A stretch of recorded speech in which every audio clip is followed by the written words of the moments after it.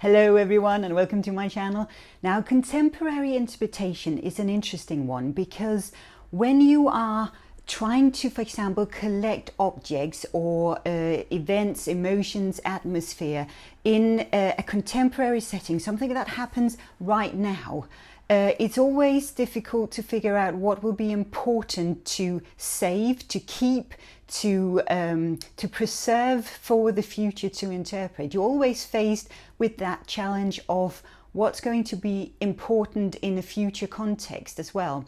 And when we look at the storytelling behind contemporary interpretation or contemporary collecting, there are always two aspects of this, which means the actual content you are collecting, meaning, for example, objects or recordings, files, whatever it might be, images, and then capturing the actual atmosphere or the mood or the experiences, emotions sometimes of what's happening, and which one of these are actually the most important. Maybe they are both important, but how do you actually capture that and highlight that?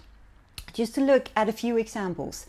Now, I've tried to split this up in terms of what I define interpretation to be. So content and experiences. And of course you have things like contemporary collecting when you're dealing with contemporary interpretation and storytelling as well. So right now, a lot of museums, for example, are doing what they call COVID collecting. They are collecting things that has to do with or are relevant to times of a pandemic.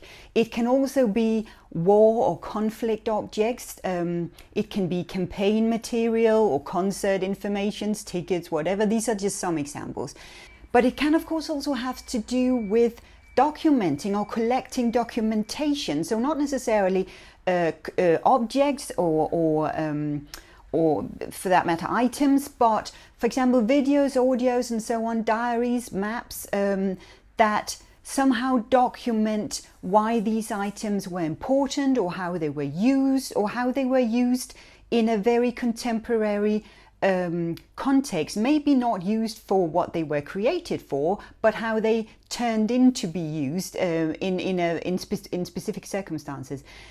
Then on the other side, you have experiences here. Sometimes we unite, sometimes we pay tribute to, or we celebrate anniversaries, or we cry together. We come together sometimes in a contemporary setting where we need to document the moods and the atmosphere and the feelings or behaviours sometimes that might have been sparked by certain circumstances. And these two things, the content and the experiences, are in a contemporary interpretation setting what makes up the storytelling. Now, I just wanted to give a few examples of what these can be and how these can sort of manifest themselves or be displayed in a way. And a very good example is looking at how we, for example, use famous landmarks or buildings around the world. This is just one example I wanted to highlight. This is from the beginning of 2021, where Denmark won the World Championship in handball, which is a very popular sport on the continent, less so in the UK or elsewhere in the world. The handball final was played between Denmark and Sweden, so two neighbouring countries. And the Øresund Bridge, which connects the two countries, were before the match, the final, lit up in blue and yellow and red and white colours as a tribute to the two countries' flags. And the tweet, these are two tweets from the Øresund Bridge. They describe what's going to happen in both Danish and Swedish, so in both languages. After the final and Denmark had won, the bridge lit up in the Danish colours, so in red and white, until midnight on the day. And there was a hashtag saying, "What binds us together," in Danish. Now, this is an example of a sport event and in a way a celebration of a specific sport. Now, there are also other examples where people, nations come together to show solidarity. So, for example, after the Paris attacks in 2015, the world showed solidarity with France by lighting up famous landmarks in the French colours. So here is an example from the London Eye and the very famous Christ the Redeemer statue in Rio de Janeiro in the French colours. And these examples of celebrating or showing solidarity or unity highlights the use of buildings and architecture as a way of showing emotions, capturing atmospheres. But with these objects or statues, buildings, landmarks, as a way of expressing it. So these examples capture, in a way, both the use of objects, you might say, so buildings, landmarks, but also the experiences, meaning the emotions that were sort of held, or that unified us in that specific moment or during these specific events. Now, it was recently brought to my attention that there was another really good example of this, but kind of with the opposite use, which was that of turning off lights. A good example is Earth Hour, which is organized every year by WWF, the Worldwide Fund for Nature, where famous landmarks or buildings are asked to switch off their lights for an hour on a specific day every year, as a way of putting attention on the use of non-essential electrical lights to reduce the use of electricity and focus on the environment. And there is something very expressive in turning off lights as well, especially if you are used to seeing certain landmarks or buildings or architecture being lit up. So that can be quite a powerful use as well. Now, another interesting aspect of this is how we document or record this. Now, as you saw in some of these examples, some landmarks will choose to either tweet about it or put images and so on social media.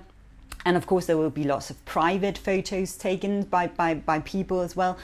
But how do we, in a museum context, really capture and document, and also, for example, in research context later on, maybe years later, or even in exhibitions, how do we capture this and show this and display this?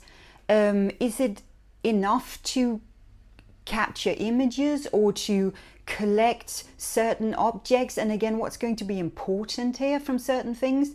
When we celebrate or show solidarity or unity and we come together, it's usually driven by an emotional context, and that can be exceptionally difficult to capture via objects or via documentation like the images or footage or videos. So an interesting question is, how do we actually capture this, but also how do we use it in a future sense, in terms of, for example, displaying it online, in exhibitions, in research, and how do we express and explain the emotions that were connected and the experiences that were connected to these specific events as they happened. Now, I would like to leave you with a few thoughts on what is actually contemporary interpretation in your mind, because I have a feeling there are lots of definitions and thoughts around this. First of all, is it a physical item or perhaps emotions or atmospheres that's captured through events or situations? Now, they can be very short term, like in the examples we just saw, so maybe a one-day celebration, or indeed a few years of wartime or something like that may be short or brief in the great historical context, but can have a huge influence on the future to come. What is important in a contemporary situation? What feeling, events, items dominate the circumstances? But also the other way around. What feelings, events, items are perhaps neglected or perhaps considered not so important? What do you document or record or keep, perhaps without thinking about it already? It could be items or new items, or perhaps a new use of old items. I think we are also experiencing a lot of communication on online platforms during the COVID pandemic, much more than before, either for business or work purposes, meetings online, or indeed for socializing and keeping up with friends and family, because we cannot see them face to face.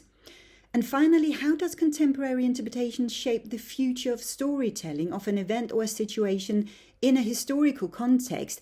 And can we influence how the present will look historically in the future? So in 50, 100 years' time, how are they thinking about what we are experiencing right now?